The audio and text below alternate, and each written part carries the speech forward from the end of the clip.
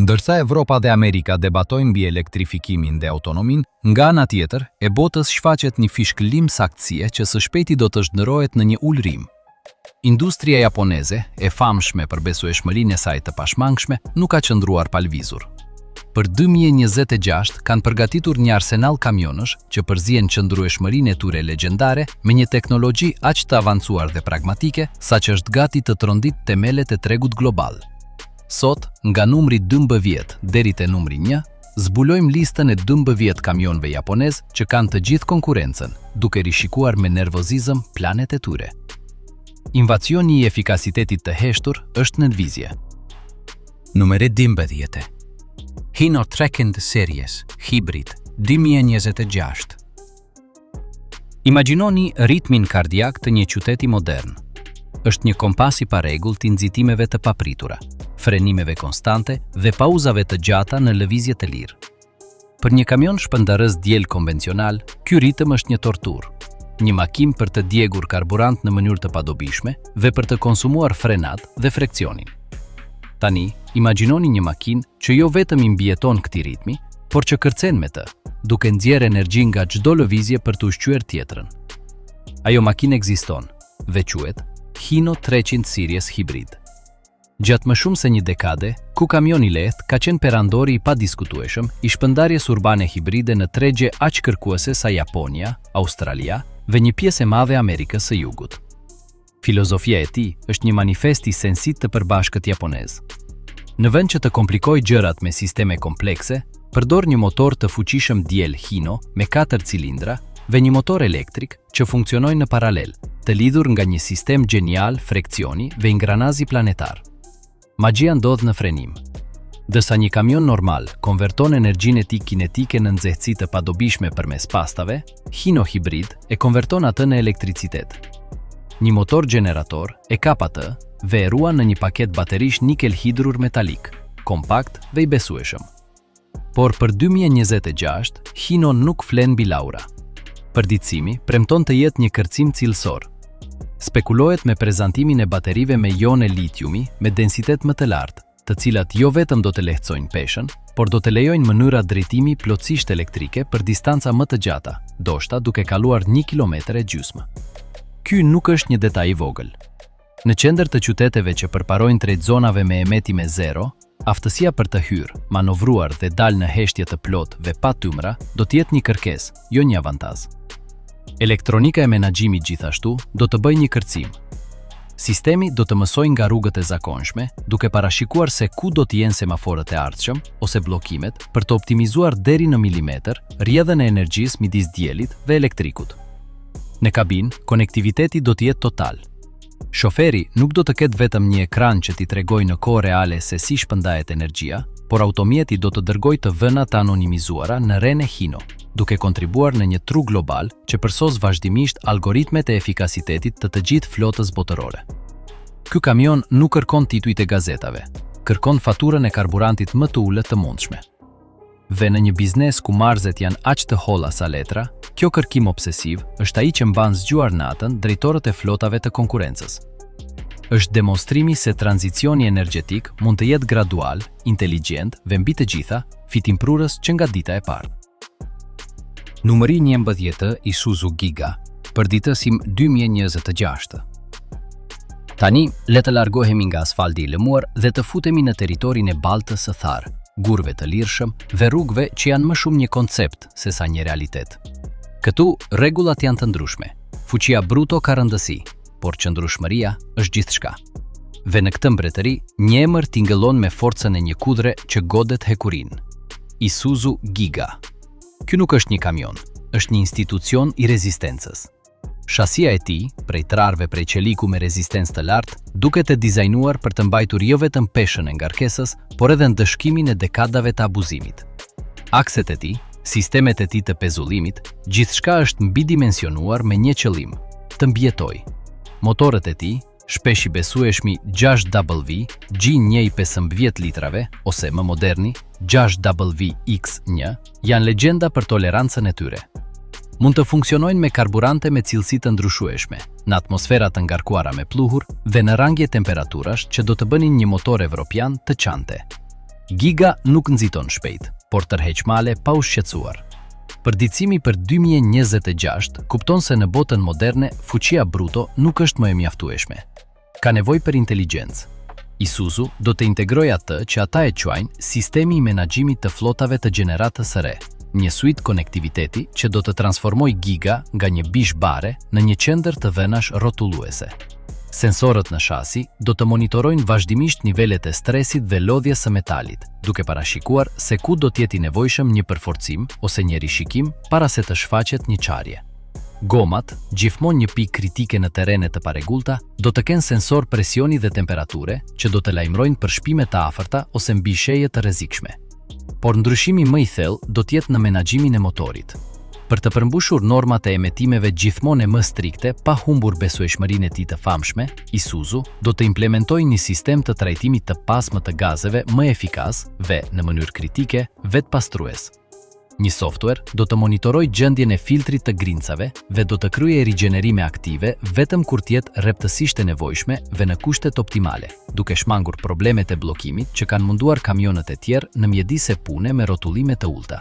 Përveç kësaj, sistemi i telemetrisë do të lejojë shefat e flotës në zyrë të shohin në kohë reale nëse një shofer po abuzon me motorin, duke përdorur marsha të pasakta ose duke frenuar në mënyrë të papritur, duke lejuar një trajnim të menjëhershëm dhe në distancë.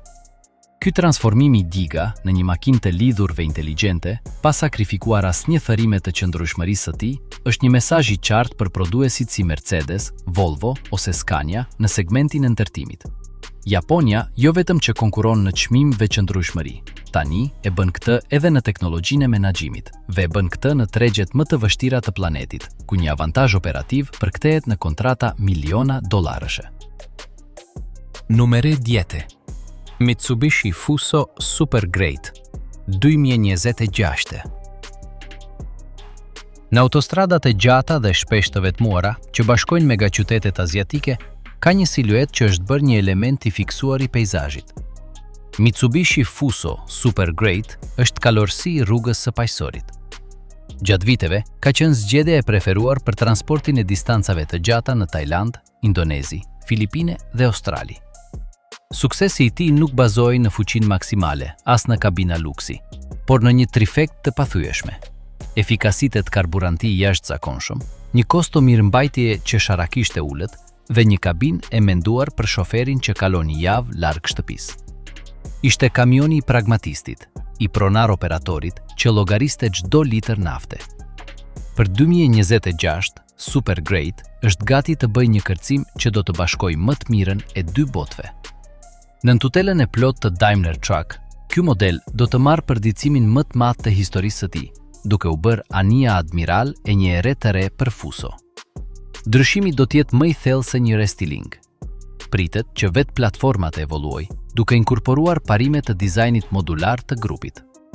Fitura e kamionit do të adoptojë një aerodinamik të frymzuar qartë nga Actros, me fener LED në formë C dhe një skarë aktive që hapet dhe mbyllet për të menaxhuar rrjedhën e ajrit dhe ftojen. Ky vetëm detaj mund të përmirësojë efikasitetin aerodinamik në një përqindje domethënëse. Por zemra e ndryshimit do të jetë nën kofano. Është shumë e mundur që Super Great i ri të braktisë motorët e vet Fuso për të adoptuar familjen e mirënjohur të motorëve diell OM të Mercedes-Benz, ndoshta OM 470 ose 471. Këta motor, të bashkuar me transmisionin e automatizuar PowerShift me 12 shpejtësi, ofrojnë nivele konsumi dhe butësie që do ta vendosin Super Great në lartësinë e traktorëve më të mirë evropian. Megjithatë, gjeniu japonez do të mbetet në aplikim. Pritet që Fuso të optimizojë këta motor dhe menaxhimin elektronik për karburantet dhe kushtet klimatike specifike të Azi paqësorit, dhe të mbajë një rrjet shërbimi dhe një katalog pjesë shkëmbimi që prioritizojnë aksesueshmërinë dhe koston e ulët. Kabina gjithashtu do të përjetojë një revolucion. Rumorohet një interior plotësisht i ri, me një kërcim generacional në cilësinë e materialeve, izolimin akustik dhe hapësirën. Është e mundshme që të adoptohet timoni multifunksional dhe kuadri i instrumenteve digital i Mercedes, por me një sistem info-argëtimi të përshtatur me gjuhët dhe aplikacionet lokale. Qëllimi është i qartë: të krijohet një kamion që të ofrojë performancën dhe komoditetin e një evropiani, por me ekonominë operative dhe përshtatjen lokale të një japonezi. Për flotat ndërkombëtare që operojnë në rrugë midis Evropës dhe Azisë, ose për ato që thjesht kërkojnë mjetin më të mirë për punën, ky fuzion përfaqëson një opsion pothuajse të pakundërshtueshëm. Është ura perfekte midis dy filozofive, dhe mbërritja e tij do të detyrojë prodhuesit evropian të rimendojnë strategjitë e tyre të çmimit dhe shërbimit në tregje që besonin se i kishin pushtuar. Numëri 9 Tilt Trucks, Kroner 2026. Bota e transportit nuk janë vetëm udhëtime transkontinentale ose veprat me balt. Është, në pjesën më të madhe, rrjedha konstante e mallrave brenda arterieve rajonale, nga qendrat e shpërndarjes deri te dyqanet, nga portet deri te zonat industriale. Në këtë segment të shpërndarjes së mesme, konkurenca është e egër dhe vendimet merren mbi decimalet në koston për kilometër. Këtu, UD Trucks Kroner ka krijuar një reputacion si mendimtari, kamioni që duket se kupton në mënyrë intuitive se si të nxjerr maksimumin nga çdo ditë pune. Dizajni i tij kompakt por i gjerë, motorët e tij kursimtar dhe lehtësia e tij e drejtimit e kanë bërë atë një favorit. Për 2026, UD Trucks, duke shfrytzuar plotësisht përkatësinë e tij në grupin Volvo, do të ripërcaktojë se çfarë do të thotë një kamion i shpërndarjes së mesme. Gjenerata e re e Kroner nuk do të jetë një evolucion. Do të jetë një rishpike e bazuar në platformën modulare të grupit. Kjo do të jap akses të menjëhershëm në teknologji që më parë ishin ekskluzive për automjetet premium. Mëmbresëlënësja do të jetë kabina. Pritet një dizajn tërësisht i ri, me një estetik më të guximshme dhe një ergonomi të frymzuar nga studimet më të avancuara mbi lodhjen e shoferit. Pozicioni i drejtimit mund të integrojë sistemin e ekranit digital të Volvo, duke treguar jo vetëm instrumentet, por informacionin e navigimit, gjendjen e automjetit dhe komunikimet e flotës në një ndërfaqe të unifikuar dhe intuitive. Sa i përket propulsimit, Kroner do të ofrojë një gamë mundësish që do të pasqyrojë tranzicionin energjetik. Baza do të vazhdojë të jetë një motor diell me 5 cilindra të gjeneratës së fundit, ultra i pastër dhe efikas. Por rrisia e madhe do të jetë disponueshmëria e një treni lëvizës elektrik me bateri të derivuar direkt nga Volvo FL Electric. Ky Kroner elektrik do të jetë i drejtuar për flotat urbane dhe bashkiake me rrugë të fiksuara, duke ofruar zero emetime dhe kosto mirëmbajtjeje drastikisht të reduktuara. Përveç kësaj, është e mundshme që UD Trucks të eksplorojë një opsion hibrid në paralel më të sofistikuar se ai i Hino, mundësisht me aftësi drejtimi elektrik për distanca të shkurtra. Konektiviteti do të jetë kolona e tij vertebrore. Kamioni do të jetë vazhdimisht i lidhur me platformën digjitale të grupit Volvo, duke lejuar një logjistik dinamike, mirëmbajtje parashikuese të bazuar në përdorimin real dhe një integrim total me sistemet e menaxhimit të magazinave.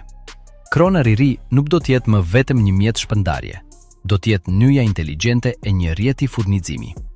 Kjo qasje holistike, që kombinon opsionet e propulsimit për çdo nevojë me një integrim digital të thellë, tregon se si japonezët, përmes aleancave globale, po thithin më të mirën e të gjitha kulturave inxhinierike për të krijuar produkte të pathyeshme në segmentin e tyre. Numër 8. Nissan NT, Pesëqind Atlas 2026. Në indin më të hollë të ekonomisë, në hallkën e fundit të zinxhirit ku produkti prek përfundimisht konsumatorin, operon një hero anonim.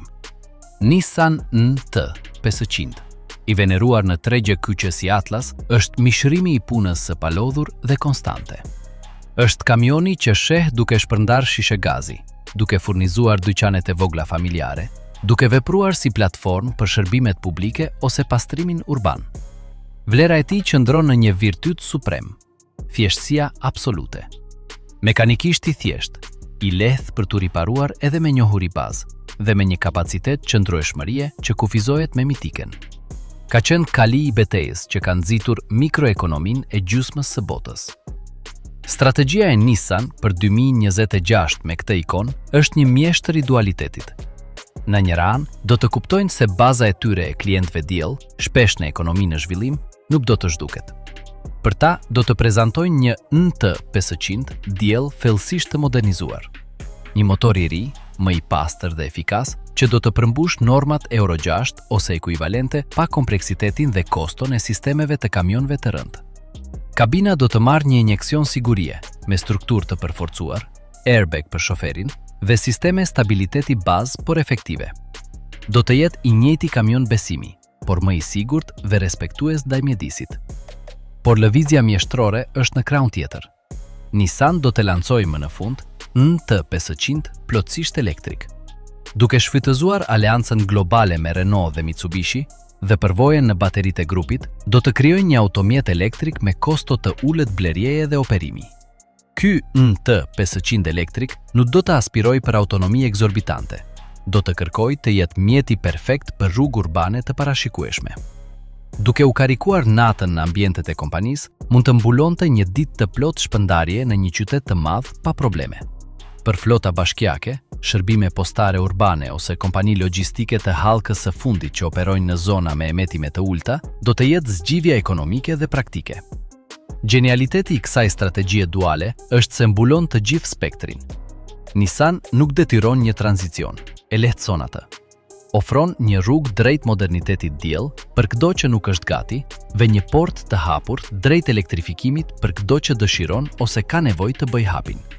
Ky pragmatizëm, kjo aftësi për të shërbyer dy tregjeve rrënjësisht të ndryshme me derivate të njëjtë modeli legjendar, është një goditje realiteti për prodhuesit që vënë bast gjithçka në një teknologji të vetme.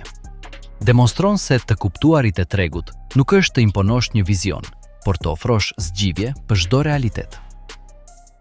Numeri 7. Toyota Denso, kamioni pile së kombustibilit prototip, 2026. Bërim në fund të këtij kapitulli me një vështrim në horizontin më të largët, por edhe me angazhimin më të fortë.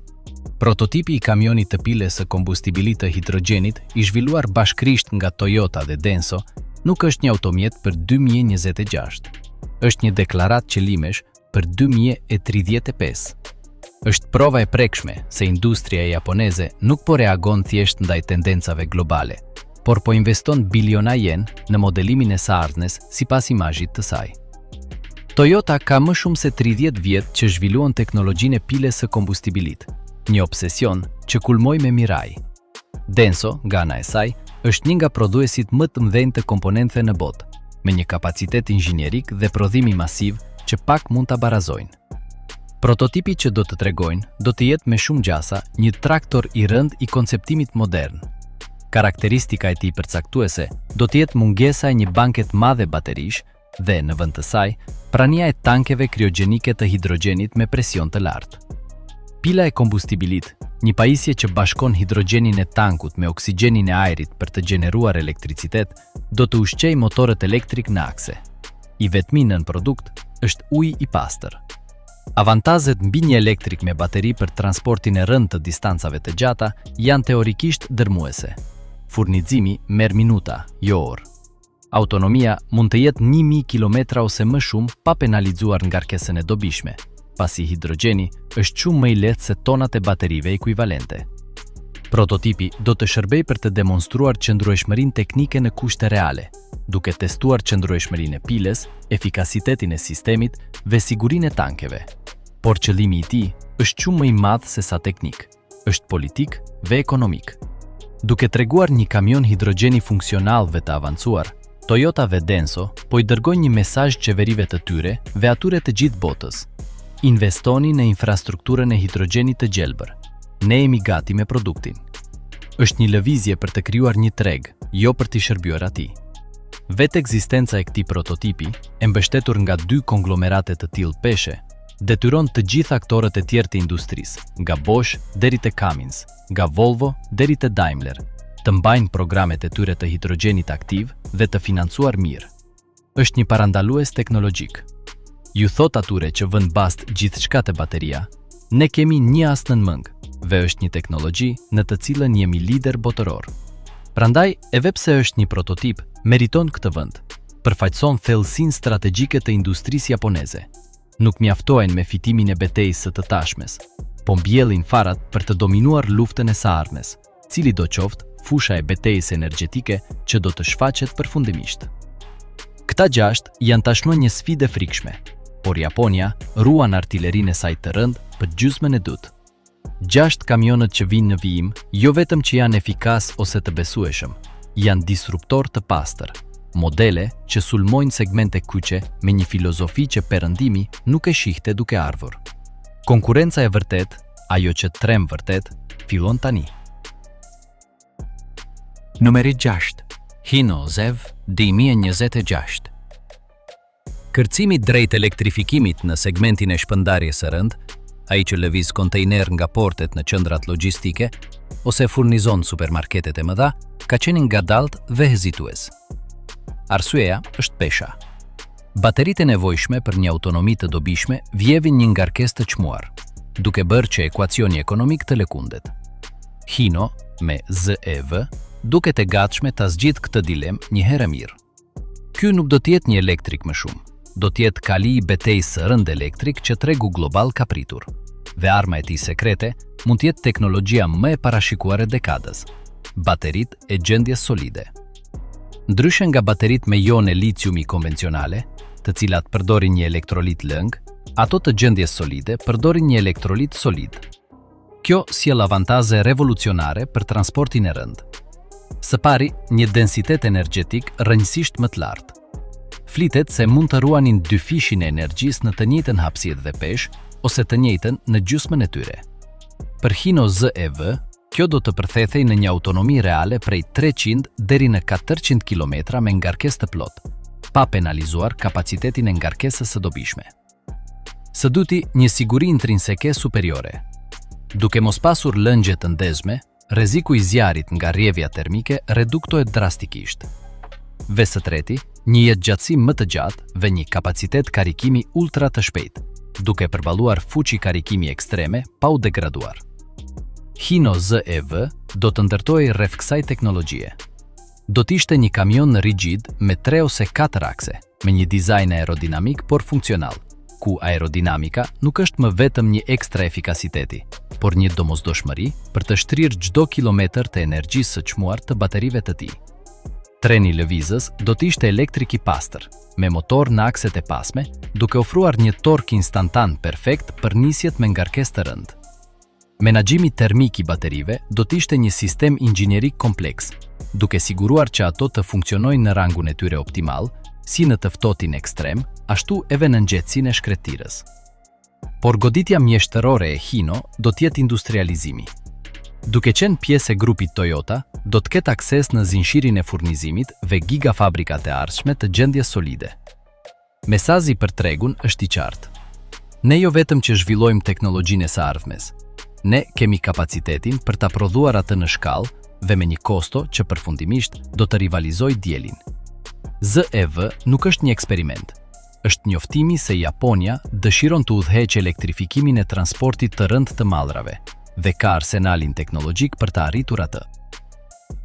Numeri 5 Isuzu. LFV larga autonomise 2026. Ndërsa Hino ZEV sulmon segmentin e rënd, Isuzu lancon shigjetën e vet të helmuar në zemrën e dielit urban. Legjendarin Isuzu Elf, i njohur në disa tregje si N-Series. Ky kamion i lehtë është, mundësisht, automjeti komercial më i shitur i botës. Versioni i tij diel është kolona vertebrore e miliona kompanive të vogla dhe të mesme. Për 2026, Isuzu do të prezantojë një version elektrik që nuk do të jetë një alternativë nishi, por një përpjekje e qëllimshme dhe masive për të rrëzuar nga froni vëllan e vet diel në mjedisin urban. Kyçi do të jetë në fjalët larga autonomie. Isuzu kupton se ankthi për autonomin është frenuesi më i madh për adoptimin elektrik, madje edhe në rrugë urbane.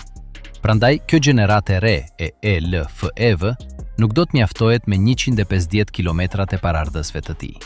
Do të synojë një autonomi reale prej 300 km/h ose më shumë. Për të arritur këtë, Isuzu do të përdorë një paket baterish me ione litiumi të gjeneratës së fundit, me një kimi të optimizuar për densitetin energjetik dhe qëndrueshmërinë në ciklete karikimit ditor. Aerodinamika, edhe pse në një kamion kabover nuk është faktori kryesor, do të rafinohet dhe sistemet ndihmëse, si drejtimi dhe klimatizimi, do të jenë elektrik me efikasitet të lartë. Por gjeniu i vërtet i ELFEV të largë autonomisë do të jetë integrimi i tij në një ekosistem biznesi. Isuzu nuk do të shes vetëm një kamion. do të ofrojë një paket të plot që do të përfshijë studime rruge për të garantuar që autonomia është e mjaftueshme, zgjidhje karikimi për depozitën e klientit, nga wallboxes deri te karikuesit e shpejt, dhe software menaxhimi që optimizon karikimin në orët e pikut të ulët për të reduktuar faturën elektrike. Kostoja totale e pronësisë do të jetë argumenti i tij kryesor i shitjes. Isuzu do të demonstrojë me të vëna se edhe pse blerja filestare është më e lartë, kursimi në karburant, mirëmbajtja pothuajse zero, pa ndërime vaji, filtrash, freksioni etj. Dhe përjashtimet e mundshme fiskale urbane do të bëjnë që ELFEV tjetë më i lirë se një diel në një afat prej 3 ose 4 vjetësh. Duke sulmuar modelin e vetë më të shitur me një alternativë elektrike të vlefshme dhe ekonomikisht të arsyeshme, Isuzu po bën diçka që pak prodhues guxojnë. Po kanibalizon tregun e vetë të tashëm për të siguruar dominimin e tij në të ardhmen. Është një lëvizje e rrezikshme dhe e guximshme që, nëse ka sukses, mund të shkaktojë një efekt domino në elektrifikimin e transportit të lehtë në nivel botëror. Numeri 4 Mitsubishi Fuso. E-Canter FCEV 2026. Në spektrin e propulsimit alternativ, ka një hapësirë midis elektrikut me bateri të pastër, ideal për rrugë të shkurtra dhe të fiksuara, dhe dielit, mbreti distancës së gjatë dhe fleksibilitetit. Në atë hapësirë, Mitsubishi Fuso, me mbështetjen e Daimler, sheh një mundësi për hidrogenin. E-Canter FCEV do të jetë kali i tij i betejës në këtë kufi të ri. Nuk bëhet fjalë për të zëvendësuar e-Canter elektrik me bateri, por për ta plotësuar atë me një zgjidhje për ato operacione shpërndarje urbane dhe rajonale që kërkojnë më shumë fleksibilitet, kanë më pak kohë për t'u ringarkuar ose kanë nevojë të mbulojnë distanca më të gjata në një turn të vetëm. Filozofia e e-Canter FCEV është ajo e një elektriku me generator në bord. Në vend të një baterie të madhe, do të inkorporojë një pil kombustibili hidrogjeni të madhësisë mesatare dhe një bank baterish buffer më të vogël. Pila e kombustibilit do të konvertonte hidrogjenin e ruajtur në tanke me presion të lartë në elektricitet për të ngarkuar baterin dhe për të ushqyer motorët elektrik. Avantazhi operativ është i qartë. Në një rrugë zëvendësimi që përzien qytetin dhe rrugën, kamioni mund të bënte 50 kilometrat e tij të parë në qytet, duke përdorur vetëm baterin, në heshtje dhe pa emetime. Me të mbërritur në rrugë, pila e kombustibilit do të aktivizohej, duke gjeneruar elektricitet për të mbajtur marshin dhe për të ngarkuar ngadalë baterin, duke lejuar një autonomi totale që mund të rrotullohej rreth 450 kilometrave. Dhe më e rëndësishmja, furnizimi me hidrogjen merr minuta, jo orë. E-Canter FCEV i 2026 do të jetë një automjet demonstrimi në shkallë të gjerë. Mitsubishi Fuso do ta vendos atë në flota pilot në qytete si Tokyo, Berlin ose New York, që po investojnë në infrastrukturën e hidrogjenit. Qëllimi do të jetë mbledhja e të dhënave të botës reale mbi konsumimin e pilës së kombustibilit, konsumin e hidrogjenit në kushte të ndryshme dhe pranimin nga ana e shoferëve dhe menaxherëve të flotës. Është një lëvizje strategjike për të pozicionuar Fuso dhe si rrjedhim grupin Daimler si lider në këtë teknologji para se ajo të masivizohet. Duke ofruar një zgjidhje zero emetime pa pritje, e-Canter FCEV u drejtohet një segmenti klientësh premium brenda shpërndarjes, atyre për të cilët koha e jo produktivitetit është armiku numër 1. Është maja e heshtës së një ofensive që thotë: e ardhmja nuk është vetëm bateri ose diel, ka një rrugë të tretë, dhe ne po ndërtojmë automjetet për ta përshkuar atë. Numri 3 Trax. Quester 2026 gjenerata e re. Mitsubishi Fuso ka super great për azinj, por grupi Volvo ka një kal global në stollën e tij japoneze, UD Trax Quester. I dizajnuar specifikisht për tregje emergjente dhe me rritje të lartë si India, Afrika e Jugut, Lindja e Mesme dhe Amerika Latine, Quester ka qenë një sukses duke ofruar qëndrueshmëri Volvo me një çmim konkurrues. Për 2026, gjenerata e re e Quester do të pushojë së qeni një opsion ekonomik për të bërë një disruptor global i distancës së gjatë. Ndryshimi do të vijë i nxitur nga rregulloria Euro 7, fantazma e së cilës varet mbi industrinë. Në vend që ta shoh atë si një kërcënim, UD Trax do ta përdor si katapult. Gjenerata e re e Quester do të debutojë me një familje motorësh plotësisht të re, dizajnuar nga zeroja, për të përmbushur dhe të i kaluar këto limite emetimisht në mënyrë efikase. Këta Këta motor, ndoshta prej 11 dhe 13 litrash, do të inkorporojnë një teknologji të trajtimit të pasmë aq të avancuar sa do të reduktoj emetimet e NOx dhe grincave në nivele pothuajse të padetektueshme, por do ta bëjnë këtë me një besueshmëri dhe një kosto mirëmbajtje që do të jenë argumenti i tyre kryesor i shitjes. Fjalla kuqe do të jetë autonomi e zgjatur, jo prej elektriciteti, por prej shërbimi. Intervalet midis ndërimeve të vajit dhe rishikimeve të mëdha do të zgjaten në mënyrë radikale, duke reduktuar eve më shumë koston totale të pronësisë. Por disrupsioni nuk do të jetë vetëm mekanik. Quester i ri do të adoptojë arkitekturën e kabinës dhe elektronikën e gjeneratës së re të kamionëve të grupit Volvo. Kjo do të thotë një kërcim gjeneracional në siguri, me sisteme frenimi emergjence, kontroll stabiliteti dhe alarm lodhjeje të shoferit që do të jenë standard në një segment ku më parë ishin lukse të paarritshme. Konektiviteti do të jetë një shtull tjetër. Përmes platformës digjitale të grupit, menaxherët e flotës në Dubai, Sao Paulo ose Mumbai do të kenë të njëjtin nivel informacioni dhe kontrolli mbi Questers e tyre si një drejtor evropian mbi Volvos e tij. Kjo demokratizimi i teknologjisë së lartë është ajo që e bën atë disruptiv. Quester i ri nuk do të konkurojë vetëm me kamion të tjerë me kosto të ulët. Do të ushtrojë presion direkt mbi traktorët premium të markave evropiane në tregje ku çmimi është kyç. Do të ofrojë 80% të teknologjisë dhe sigurisë së një Volvo ose një Mercedes, për një çmim domethënës më të ulët dhe me rrjetin e shërbimit UD. Është kamioni që mund të thyejë hierarkinë e vendosur në tregjet më dinamike dhe më të populluara të botës. Numeri 2. Kamioni i ri autonom për autostradë, konsorciumi Toyota Hino Isuzu 2026. Këtu braktisim mbretërinë e kamionëve konvencional dhe hyjmë në territorin e shkencës fiksion të bërë realitet. Konsorciumi i formuar nga Toyota, Hino dhe Isuzu nuk po zhvillon një kamion të vetëm, po krijon një platformë drejtimi autonom të nivelit 4, specifike për autostrada. Ky nuk është një projekt kërkimor, është një produkt industrial që synojnë ta kenë operativ në korridor logjistik specifik të Japonisë dhe mundësisht të Shteteve të Bashkuara për 2026. Filozofia japoneze e aplikuar te autonomia është sërish pragmatike dhe e shkallëzueshme. Në vend që të kërkojnë autonominë totale në çdo mjedis, niveli 5, një objektiv i largët dhe i mbushur me paqartësi ligjore, përqendrohen në rastin e përdorimit më fitimprurës dhe më të kontrollueshëm, udhëtimi në autostradë.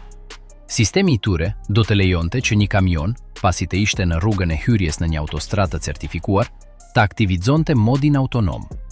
Një rrjet kompleks sensorësh, lidar me definicion të lartë, radar me rreze të gjatë dhe kamera të kompjuterizuara, do të merrte kontrollin duke mbajtur korsin, distancën e sigurisë dhe duke kryer parakalime në mënyrë plotësisht automatike. Shoferi mund të pushonte, tu dedikohej deturave administrative ose thjesht të vepronte si mbiqyrës. Me t'u afruar daljes, sistemi do t'ia kthente kontrollin shoferit për manovrat komplekse në rrugët urbane. Disrupsioni i kësaj platforme është ekonomik dhe social. Për flotat, do të thotë mundësia që kamionët e tyre të operojnë 24 orë të ditës në pjesë të gjata autostrade, me një shofer që pushon në kabinë, duke shumëfishuar produktivitetin e aktivit dhe duke reduktuar kostot e lidhura me limitet e orëve të drejtimit. Për shoqërinë, premton një reduktim drastik të aksidenteve të shkaktuara nga lodhja ose shpërqendrimi në rrugë. Por impakti i vërtet është strategjik. Duke bashkuar 3 gjigant në këtë konsorcium, Japonia po standardizon teknologjinë autonome për prodhuesit e saj kryesor. Kjo redukton kostot e zhvillimit, nxit implementimin dhe krijon një blok teknologjik të unifikuar që do të jetë shumë i vështirë për t'u sfiduar për prodhuesit perëndimor, që shpesh punojnë vetëm ose me aleanca më të dobëta. Është një lëvizje shahu në nivel kombëtar për të siguruar leadershipin në revolucionin e ardhshëm të madh të transportit. Numeri 1 projekti. Kaizen, platforma modulare globale 2026. Toyota Hino. Vembërim në kulm, në vetë zemrën e strategjisë japoneze. Projekti Kaizen, i emëruar kështu sipas filozofisë së përmirësimit të vazhdueshëm, nuk është një kamion. Është nëna e të gjithë kamionëve. Është arkitektura modulare globale që Toyota dhe Hino po zhvillojnë bashkërisht dhe që do të fillojë të materializohet në automjete prodhimi për 2026. Kjo platformë është grali i shenjtë i inxhinierisë automobilistike. një skelet i vetëm shasie, strukture kabine dhe rjeti elektrik që mund të pranoj, me modifikime minimale, 4 lloje të ndryshme zemre. Një motor diell të gjeneratës së fundit, një sistem hibrid paralel, një tren lëvizës elektrik me bateri të pastër ose një pil kombustibili hidrogjeni. Implikimi i kësaj është kolosal. Për prodhuesit do të thot fundi i maktit të pasurit për të zhvilluar dhe prodhuar linja montimi plotësisht të ndryshme për çdo lloj propulsimi. Efikasiteti i prodhimit rritet shumë dhe bashkë me të fitueshmëria. Për klientët do të thot një liri zgjedhje pa precedent. Një flot mund të blinte kamion identik në dukje dhe funksionalitet, por disa me diell për rrugë të largëta, të tjerë elektrik për qytet dhe të tjerë me hidrogjen për distancë të gjatë, të gjithë me të njëjtën kabinë, të njëjtat kontrole dhe të njëjtin rrjet shërbimi. Për tregun, do të thotë që tranzicioni energjetik do të pushojë së qeni një luftë religionesh teknologjike. Toyota dhe Hino nuk vën bast për një kal fitues, po ndërtojnë stallën që do t'i strehojë të gjithë. Projekti Kaizen është disrupsioni definitiv, sepse sulmon vetë modelin e biznesit të industrisë. Konverton pasigurin mbi të ardhmen në një avantazh konkurrues. Cilat do qoftë teknologjia që do të imponojnë qeverit ose do të preferojnë klientët, ata do ta kenë platformën gati për ta prodhuar në masë, me kosto të ulët dhe me besueshmërinë legjendare japoneze. Është një mburoj kundër së ardhmes dhe një shpatë për të pushtuar të tashmen. Për ambicien e tij, shkallën e tij dhe potencialin e tij për të ripërcaktuar industrin gjatë 3 dekadave të ardhshme, projekti Kaizen ngrihet me plot merit si numri 1. Nuk është një kamion që tremb konkurrencën. Është fabrika e së ardhmes që i lë ata pa argumente.